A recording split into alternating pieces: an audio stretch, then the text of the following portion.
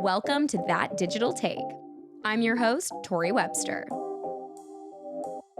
Hi, everyone. I'm kind of sad. This is our last record for 2024. I want to start this episode just by saying thank you to everyone who has taken the time to listen to That Digital Take this year. As you guys know, this has not been like the most straightforward or easy launch or experience. Just getting it all off the ground. You guys know the behind the scenes of the change of the name and the passion project and just all the jazz that goes behind bringing something new to life. So I just want to say thank you first and foremost for all of the support in 2024. And I really do have the best job in the world. And I couldn't do it if it weren't for community members like you guys who listen and engage and support my content. So yeah, I just wanted to start out on that really sappy note, but I'm excited because this episode will be finding you at some point in early 2025. And then my goal for the new year is really to be coming to you more in a timely fashion. So I'm hoping to be kind of more recording one week and live the next week. So everything will feel really topical and fresh and new as we go into 2025 now that I've found my rhythm with the pod. So yeah, I just wanted to say thank you for your patience in getting to this place and for following along. So love you guys. Okay, so what's really on my mind? Let's jump into that. Guys, is TikTok really going to go away? I am a little nervy, for lack of a better word, but I'm also open. And I've always been pretty transparent that I'm someone that prides myself on adaptability when it comes to being a creative and an entrepreneur. So, I mean, listen, we got to go with the flow. This is what might be the future. Obviously, here in Canada, we're in a little bit of a different place. TikTok isn't necessarily being banned in Canada as of yet. However, it looks like mid to late January, it might be going away fully in the US market, which, I mean, guys, the repercussions of this, it's going to be huge in the US industry. And my sentiment is very much the US sneezes and we catch a cold in Canada. So I feel like there's no way that this won't affect the Canadian market and Canadian creators. So I think doing our due diligence and being conscious and conscientious of where this might take us in the new year is something I wanted to give some thought to today. I'll start with this. I respect the concerns. I respect the regulatory concerns. I understand that there are security risks and national security risks due to the fears of the data sharing. And I totally get that. I have the utmost respect for that. But this does go a lot deeper, right? Because there's so many repercussions that this is going to have on the creative industries. Number one, obviously my concern is creators and influencers. So this is going to disrupt livelihoods on like a really deep level. Creators obviously heavily rely on TikTok when it comes to promotion, and they're going to face a significant loss of income. Now, I will say, income and audience reach, like that's really important. I will say in the US, creators have already been able to leverage platforms like TikTok to make money. It's a little bit different in Canada because we've never had an ad program in Canada. So it's not like I get paid for my views in Canada. But of course, brand partnerships is such a huge part of what I do as a creator. And it's the same in the US. But that's for the US creators, two losses of income. The loss of income from the actual TikTok platform and then the loss of income from brand partnerships. So this is like a really real concern. Obviously, content migration is a big thing. Influencers are obviously going to have to move platforms. We're going to be heading back and putting all our energy into Instagram Reels, YouTube Shorts, emerging platforms. And this is the other thing. There's been a lot of rumors, is Zuckerberg going to be creating a version of TikTok that's going to be owned by the US? I don't know. Could be. To me, the magic of TikTok, though, is the algorithm. It's what they've been able to do on the platform. So for them to try to replicate it, it's never going to be the same, or the magic of the platform is never going to be the same. I do go back to my original sentiment. If you are a creative and if you are an entrepreneur, you have to have adaptability. You cannot sit here and be fully reliant on these platforms. At the end of the day, and I've been very clear on this from the beginning, I do not own the content that I am putting. Sure, it's ownable to me in the sense that it's original content and I can leverage it for different platforms, but I do not own the content once it's on Instagram. They can remove that at any time. They have all the power in the world. And I think as small fishes, we have to remind ourselves of that, and we have to stay vigilant on our futures and on our next steps. And I think creators do have to maybe reinvent our strategies a little bit when it comes to these new content formats. So, all that to say, I know it sounds a little bit negative, but it's not. I think it's okay to, like I said, just be thoughtful about the next steps. And that's what sparked my topic for this week. And again, I want to take it a little bit more from the personal lens just because it is end of 2024, 2025 vibes. So yeah, sorry if it's a bit more personal than most topics of the week, but hopefully you guys understand just because I do take this on the nose because obviously it may affect my business as well. So how do creators maintain relevancy and adapt to the industry changes? And how can we still manifest good fortune for 2025? So big topic for the week. So stay with me here. Okay, so number one, staying relevant as a creator. So I think, we just kind of hinted at this, but number one is obviously going to be diversifying our platforms and spreading out our reach. And the thing is, I will say, as someone that has been making money off of Instagram for a decade, they've been pretty solid. They're like the really reliable, like, grandparent. Like they are like, they haven't gone away. Facebook hasn't gone away. And so I'm really grateful for that. But I think building audiences again on YouTube, Pinterest, and other emerging spaces like Substack or LinkedIn, depending on your niche, can be really valuable. TikTok obviously was a newer implementation into my content strategy and my business in 2020. So I've actually only been monetizing the platform for 4 years, but it's still significant because money that I never used to make on Instagram, I was able to make on TikTok. So again, I think being able to really optimize and be across platforms is super important. And again, even if you have a bunch of videos on TikTok, it doesn't mean that those videos have to go there to die now that the platform might be in a different place. I think that we can take those videos, we can put them on Instagram Reels, we can put them on Shorts, we can tailor them in a different way to a new platform style, even if it's short form content that was made for TikTok. I think that things can be repurposed. So let's not forget that. Number two, adapting to industry changes. And I've talked a lot about this in this episode because I think it's important. We have to be able to learn. We have to be able to evolve. I, again, have been very clear since day one of starting this job that it could go away tomorrow. And what does that leave me with? It doesn't mean the soft skills go away. It doesn't mean the hard skills. Guys, can't even speak. It doesn't mean the soft or hard skills go away. We do not disappear if the platforms disappear. And I think that we have to remind ourselves that. So I think staying ahead of the tech now is going to be more important than ever. We have to stay really informed. We actually have to be up on AI and AR and all the emerging technologies in content creation. And I urge you to do your research because I also am staying ahead on those things. You have to be able to experiment boldly. You can't get scared at a time like this. You can't be like, oh my God, my livelihood has been taken away from me and now I just have to go hide and go work a Joe Blow job, just to make ends meet. I don't think that that's true. I think that as long as you are vigilant and you are creative, you can stay on top of these things, but it does require work and testing. So test out the new formats. Are you into 360-degree videos? Are you into VR content? Are you into AI generated content or AI enhanced editing tools? Again, I don't think it's the time to get fearful of AI. I don't think it's the time to be I am revolting against all that is new. I'm someone that is very much no, I'd actually rather be the expert in it. I'd rather learn about it and then teach other people how to use it because that's what keeps me employed. So again, I think just shifting your perspective and seeing it from a different lens can maybe open your eyes to different opportunities as we head into 2025.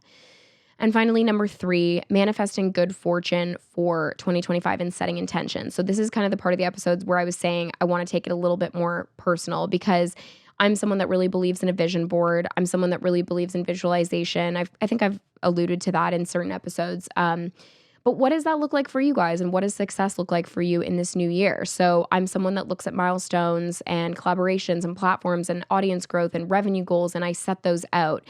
I actually will be honest, I'm not someone that sets these out annually. I'm someone that sets them out quarterly.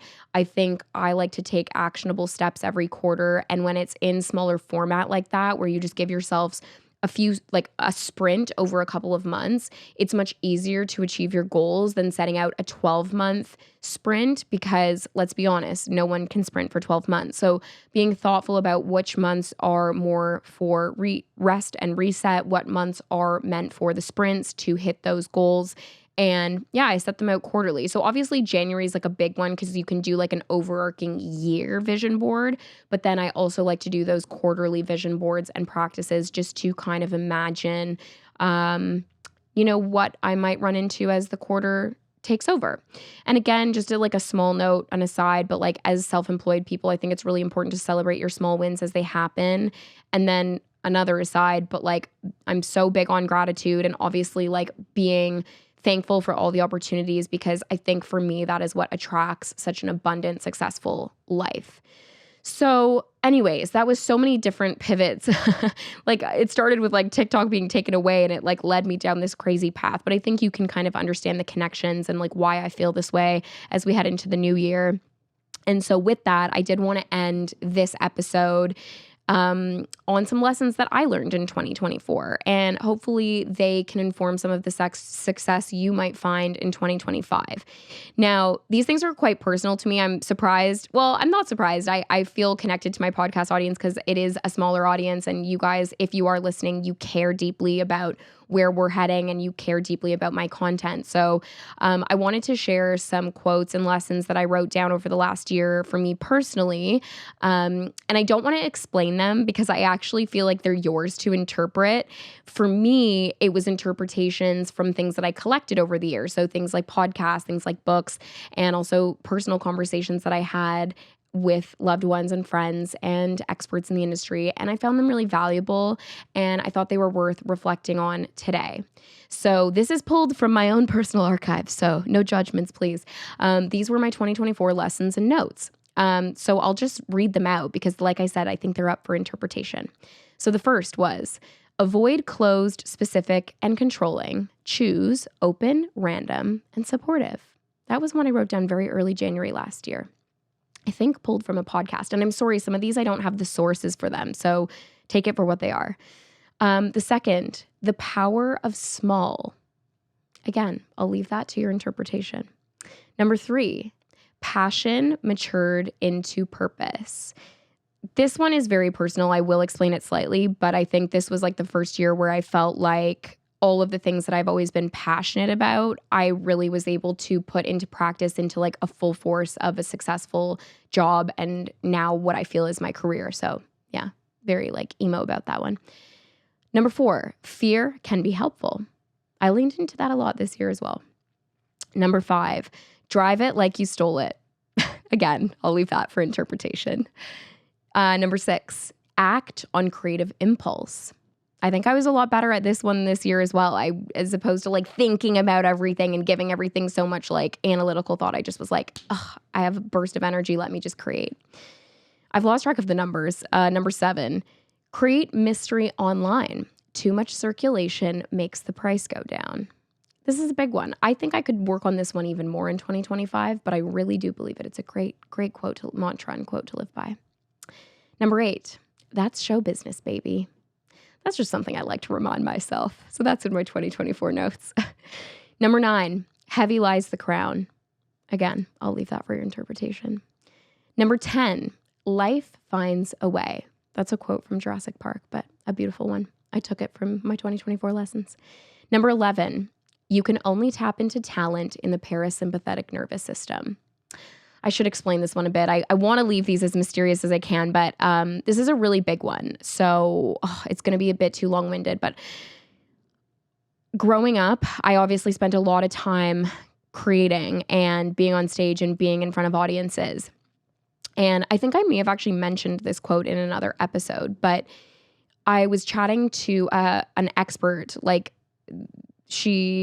I can't explain it without giving too much away. But anyways, I was chatting with an expert and she was acknowledging that a lot of child actors can carry like random traumas like through their life without realizing it. And she was saying that sometimes what happens is you can end up in fight or flight mode.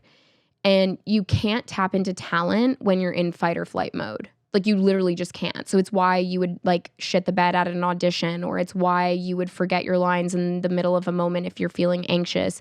It's the reason that you can't breathe properly when you're in the middle of a presentation. You cannot tap into talent when you are in fight or flight mode. You can only tap into talent when you are in your parasympathetic nervous system. So when you are calm, cool, collected. Again, that's a lesson I went back to a lot this year, especially when it came to hosting events or being in big moments of high pressure, really reminding myself how to stay calm and push through those hard moments. And again, back to one of the other quotes, but like fear can be helpful. Clearly, I learned a lot this year. Okay, number 12, I think we're at. Reps, and more reps. Again, I'll leave that to your interpretation. It can be put to so many things like fitness. It can be put to content creation. It can be put to exposing yourself to things you're fearful of. So many things. The next one. Only boring people are bored. I do believe that to be true. I'm never bored. The next. There is life to be lived in the in-between. I think this is good. When you're an entrepreneur, there's high highs and low lows. Don't forget to live in the middle. Slow rise. I think that relates back nicely to Jacqueline in my episode, kind of chatting about, living through not just the amazing wins, but just knowing that things are happening slowly over time. The next one. Success comes from winning one day at a time. I think this is so true. Nothing happens overnight. We talk a lot about that as well. That's just putting it in more concise words. The next one. Money is a method of expansion. I think, again, like as I grow my business and as I become more entrepreneurial, it just reminds me of all the opportunities I have to expand my world, expand my business, expand my knowledge base, all of those good things. The next one, because I've lost track of the numbers. Live in the relationship. It's an alive place. Again, bit more of a personal one, but also not really. Like I live in my relationships with my clients. I live in my relationships with my friends, my partner, the people around me. Yeah, it's alive, baby. Dive in. The next one. Confidence is on the other side of execution. This one should have like 10 asterisks beside it. Again, I don't know if I mentioned this in another episode, but this is probably my number one takeaway from 2024. And I think for me, this was a sprint year. We talk about like years you stand still and years you sprint. Like, Jesus, I'm overwhelmed just thinking about it. But like, I bought a house. I had a bajillion travel commitments. I had more campaigns than any year beforehand. Like, just the amount I took on was like insane. And I think the moments where I started to feel overwhelmed or feel fearful, this was one that I actually came back to a lot. Like, I will feel confident on the other side of executing this project or executing this thing.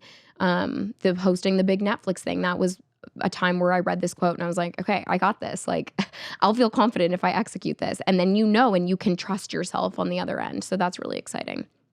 The next one, you're only as sick as your secrets. This was a quote from Smartless. And even now this is up for my own interpretation, but I think it was just a reminder that like being open with the people around you and having open conversations, whether that's about a failure in your life or just something you want to get off your chest, like there's so much power in connectivity, and not keeping things inside that you should be sharing with others and sharing it with the people that love you. The next one, demonstrate your full potential. Don't gatekeep yourself. So true. Again, I wish I had where I got this from, but I think all of us as creators specifically, we can really get deep on gatekeeping ourselves when it comes to like really being vulnerable online or showing.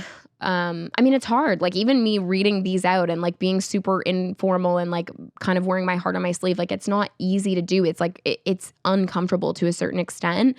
So it's like, yeah, we have to continue to learn not to gatekeep ourselves and to like really show up in our full potential and show up as authentically as we can. Because I think it doesn't just happen naturally for everyone.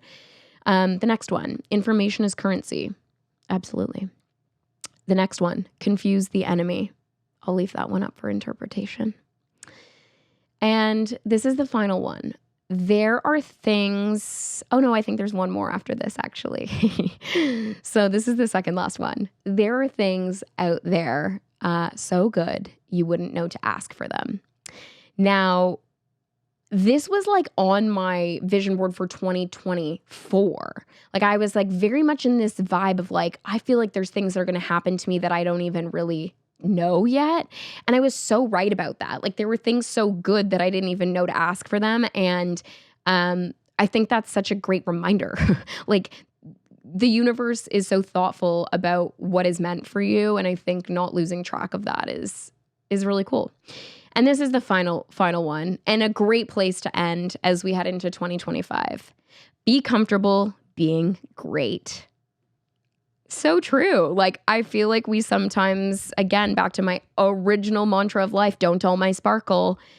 We have to be comfortable being ourselves. We have to be comfortable being great and being fabulous and stepping into our confidence. And I think those are what bring the abundance and bring the good fortune for 2025.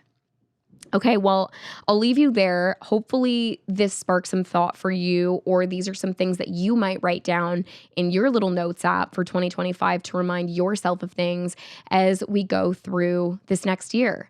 And I'm not saying it's going to be easy, but it's always worth it. And at the end of the year, you can sit back and say, I fucking did it. So there we go. See you in 2025. Love you. Mean it. Bye.